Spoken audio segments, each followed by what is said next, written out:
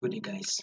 Welcome back to the channel. So let's take a look at what we will be expecting on GBPUSD. So if you are yet to subscribe and you are not done that, should click on the subscribe button, like, share, make a comment. So if you take a look at this GBPUSD, clearly consider our trend is on a downtrend.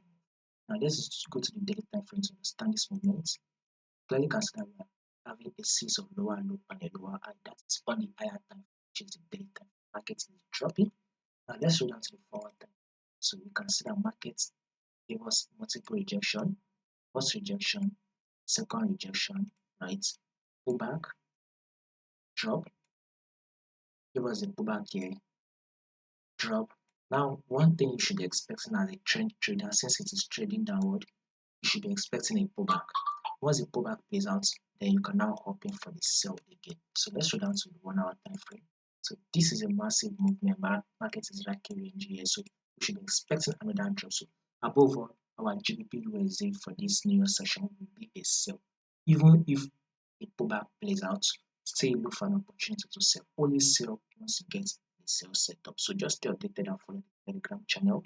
I'll put the link in the comment section.